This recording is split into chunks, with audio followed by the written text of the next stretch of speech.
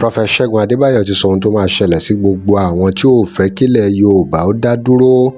Kí ni wọ́n sọ nípa Trump? Gbogbo ìgbésẹ̀ tí Trump gbé bó ṣe túmọ̀ sí pé kí ilẹ̀ Yorùbá náà kó lọ dá dúró. Ṣé mọ̀ pé lẹ́nu ìgbà tí Trump wọlé tó di president náà ló ní gbogbo àwọn illegal immigrants pé òun á deport àwọn èèyàn tó sì ṣe bẹ́ẹ̀ láti ẹ̀ gbọ́ pé ó fẹ́ deport àwọn bíi over 3,000 tó jẹ́ ọmọ Nàìjíríà. Ṣùgbọ́n wòlíì yìí ti wá sọ pé gbogbo ẹ̀yin èèyàn kà nílẹ̀ Nàìjíríà tẹ́ bá yá àwọn ọ̀dọ́ jẹ́ àwọn ìpín ńláńlá ègún ńláńlá ni bàbá ìfi ránṣẹ́ sí wọn, nítorí wọ́n ní kò sí béèyàn ṣe máa wà láyé yìí tí ò ní gba èrè iṣẹ́. Kí ló máa ṣẹlẹ̀ sí wọn débi pé wọ́n lo ọ̀rọ̀ èèyàn ńlá kan tó ti ń rá sórí wheelchair báyìí pẹ̀lú gbogbo agbára tó ní. Ẹ wo àwọn nǹkan tí bàbá yìí sọ nínú fọ́nrán yìí ó tó kéèyàn ronú sí i. Ẹ gbọ́ ẹ̀kúnrẹ́rẹ́ lẹ́nu wòlíì Adébáyọ̀.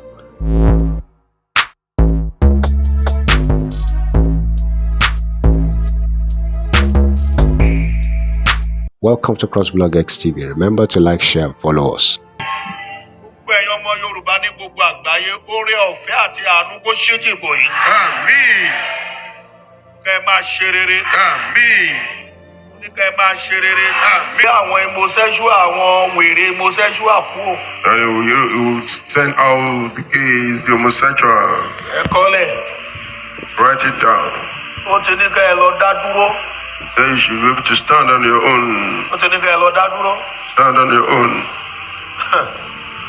Mo sọ àsọtẹ́lẹ̀. Gbogbo àwọn tó bá ní Yorùbá ò ní dá dúró lórílẹ̀-èdè wọn máa kú. Àmín. Ilé wọn máa run. Àmín. Mo ní wọ́n máa kẹ̀. Àmín. Wọ́n ṣú ẹnìkan fún mi. God showed me Kan náà àwọn lórílẹ̀ lórí iṣẹ́ àlójórí wíṣẹ́ àlójókòó sí one of tó jẹrà lọ. leaders in this nation on wheelchair and was rotting, Ti ń ká was already folding. ọ̀dọ̀jọ́ alẹ́. It's on to the old age. Ohun kó o bá ṣe láàárọ̀. What you do in your early days, Àtòhun kó o bá ṣe lọ́sàn-án. what you do in the Bá a ṣe rere. houses, whether good Bá a ṣe búburú. or evil, Ẹ̀yin ìkà ẹ lọ yí padà. wicked ones repent. Àkànjọ máa jójó kíjó tí ò bá mu tí ó ṣe tẹ́wọ́ gbà wá You will lọ́nà. not be dancing what is not acceptable before God. Pẹ̀lú gbogbo owó tó ní, gbogbo agbára, gbogbo power, gbogbo connection.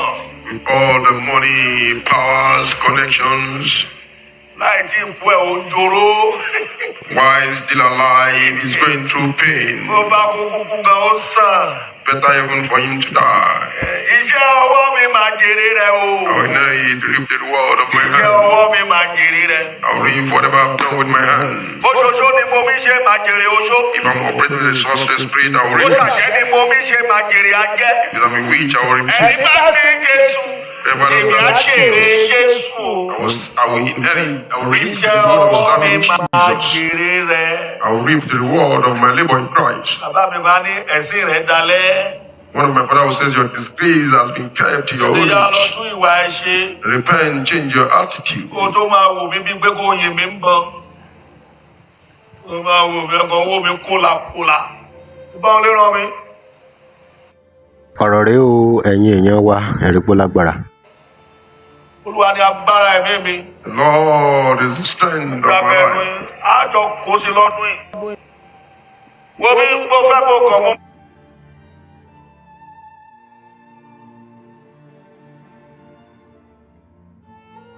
Mo máa wọ ẹ déjọba ọ̀run. By His grace, you get to heaven. Kò bá aṣọrí kunkun báwọn eré abọ́ ìṣòṣòdì. Máa wọ ẹ débẹ̀. We all make heaven together. Bíbélì wípé ó ní ẹ̀sọ́ igi búburú di rere. Ó lè sọ̀rọ̀ yóò ṣe kí ni? God look at tree Ó to sọ ẹ́ di rere good ni. and the fruit will be good. Tó bá wá mọ̀ pé inú ẹ̀ ò dùn sí mi, owó tó bá gbé wá máa gbé lọ. If you are not happy with what I'm saying, go with your money. Kó gbé gift wá máa gbé lọ. Go with your gift. Onígàrí. I have Gary at home. Mo ní kúlíkúlí gan. I have Kulikuli at home. Ọlọ́run kan tí ẹ fi màmá wa kún kẹ́mi. bàbá ń bẹ̀rù kankan fún ẹ mo rí pé ẹ̀mí sọ nípa kúlíkúlí Bódìjà ni mo ti lọ wọ̀n wá wọ́n ní kọ́ gbé sínú mọ́tò fún mi mo ní màmá Ọlọ́run á ràn ẹ́ lọ́wọ́ gbà kí mo mírẹ̀ ilé mo bá mú kàn nínú kúlíkúlí mo ní ó gbẹ́ẹ́ ó dún kíránkúrú ó dùn kí mo délé bẹ́ẹ̀ ni mo bá bu gàrí mo kàn wọ́ kúlíkúlí ìdìmọ́ra mo fi ṣúgà 12 sínú gàrí mo gbádùn ayé mi mo bu mílíkì 3 crown agolo kan mo kàn sùn lọ ní tèmi wú àwọn ọmọ mi ní ẹ má jí dádì ẹ bá jí gbogbo ọjọ́ kejì wọ́n tún bí pé dádì ṣe máa mú gàrí lórí kí ló dé wọ́n ní àrí pé ẹ sùn dáadáa lánàá ẹ tún họrun dádì à ń fẹ́ kẹ́ máa rẹ́sì nìyẹn bá lọ fi bínú mú gàrí wá ló kó kúlíkúlí jáde Ísírẹ́lì mi ló tún fi ṣúgà sí mo bá tún tún sùn lọ gbogbo tún lọ́jọ́ kẹta ó ní láti ṣe àmì mú gàrí lẹ́nìí odidi sùúrù díẹ̀ lórúkọ Jésù ṣàmì lẹ́nìí wọ́n máa ṣe ẹ́ lóore. Àmín. ò ní sunkún o. Àmín. ò ní kábàámọ̀. Àmín. àṣírí rẹ kò ní tú sáyé lọ́wọ́. Àmín. kí Ọlọ́run kó máa bò ẹ́ láṣìírí. Àmín. ọkàn yín á balẹ̀ o. Àmín. gbogbo ìjọba Fúlàní lórílẹ̀-èdè Olúwa sọ wọ́n dòkú. Àmín. gbogbo àwọn Boko Haram Olúwa sọ wọ́n dòkú. Àmín. gbogbo àwọn tó wà nínú fọ́ọ̀sì ń ṣe agbẹ̀yìn bẹ́bọ́jẹ́ ẹ̀mí mímọ́ tú wọn láṣìírí. Àmín. ní orílẹ̀-èdè Yorùbá mínúbẹ̀t ilẹ̀ Ìgbò ilẹ̀ Haúsá tí kì í ṣe ilẹ̀ Fúlàní ilẹ̀ Niger Delta kó wà lálàáfíà. Àmín. gbogbo Áfíríkà kó wà lálàáfíà. Àmín. òjò burúkú má jọ ṣekú pa wá. Àmín. òjò burúkú má jọ wọlé wa. Àmín. jákó gbogbo dìrọ̀rùn. Àmín. jákó gbogbo dìrọ̀rùn. Àmín. jákó gbogbo dìrọ̀rùn. Àmín. kí àlàáfíà ó jọba. Àmín. lórúkọ Jésù ó máa dọ́run. Àmín.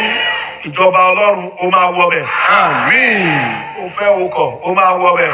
Àmín. mo súre fún ẹ ó máa rówó ńlá. Àmín. ẹ wàdúrà owó ẹ wà mí ìjọba ọ̀run Ọlọ́run o lórúkọ Jésù ẹ máa dọ́run. Àmín. orí ọ̀fẹ́ bàbá. Àmín. ti ọmọ. Àmín. ti ẹ̀mí mímọ́. Àmín. àdélébárí. Àmín. àrìnàkúrí. Àmín. àfòyà ibi. Àmín. sórí ẹni tó ní kó máa ṣọ́ ẹ fún ibi yẹn ó máa lásìdẹ̀ntì. Àmín. ẹni tó plant sínú ayé rẹ pé kó máa gbàbọ̀dẹ̀ jẹ́ yẹn ó máa lásìdẹ̀ntì. Àmín. ọkàn yín á balẹ̀ o. Àmín. orí àwọn ọmọ yín gbogbo ní àgbáyé kò ní gbàbọ̀dẹ̀. Àmín. ò ní sìnkú ọmọ. Àmín. ilé rẹ ò ní dòkó. Àmín. ó ní ara olè ẹ̀mí kò ní jà yín. Àmín. mọ́tò yín gbogbo kọ́lọ́ ń yà á sí mímọ́. Àmín. orí ọ̀fẹ́ bàbá. Àmín. ti ọmọ. Àmín. ti ẹ̀mí mímọ́. Àmín. ṣàmì kí ilẹ̀ ní ìtóṣú ó yìn Ọlọ́run lógo. Àmín. ògo ni fún orúkọ rẹ̀. Hallelujah. Jésù Kristi Olúwa tó gbàlà wa. Àmín. Àmín. Àmín lórúkọ Jésù. Hallelujah. tó òun lẹ gbọ́ yẹn o bẹ́ẹ̀ náà lẹ sì tún gbọ́ gbogbo ohun tí wọ́n sọ nípa ìjọba Fúlàní nípa ọ̀wọ́n gógó nǹkan ẹ̀yin èèyàn wa kí lè ròyìn lórí gbogbo èyí tí bàbá yìí tú lẹ́nu fọ́nrán ọ̀rọ̀ rẹ o ìgbà wo ni Nàìjíríà máa tó dà ṣé Yorùbá nation máa pàpà dá dúró bí àwọn Yorùbá ṣe ń fọ́n rere ẹ̀ lójoojúmọ́ àti àwọn ẹ̀yà míì drop comment here, remember to like, share and follow us. Thanks for watching. A lọ fún ìpolówó ọjà pé WhatsApp number page. tẹ́ ẹ bá lè rí àmì ṣe gbogbo ogun tó lóhùn ní gbọ́ tó lóhùn ní gbà lórí ayé yín iná agbára Ọlọ́run máa jó dànù.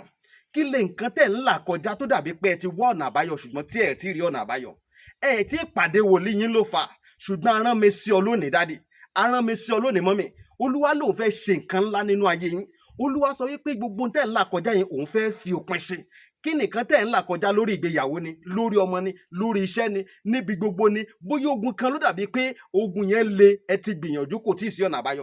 Ẹ jẹ́ àjọ gbàdúrà, ẹ jẹ́ àjọ wá ojú olúwa, kí làṣírí ogun yẹn gangan, ẹ jẹ́ àjọ wádìí lọ́wọ́ ọlọ́run ká dẹ̀ mọ ọ̀nà àbáyọ.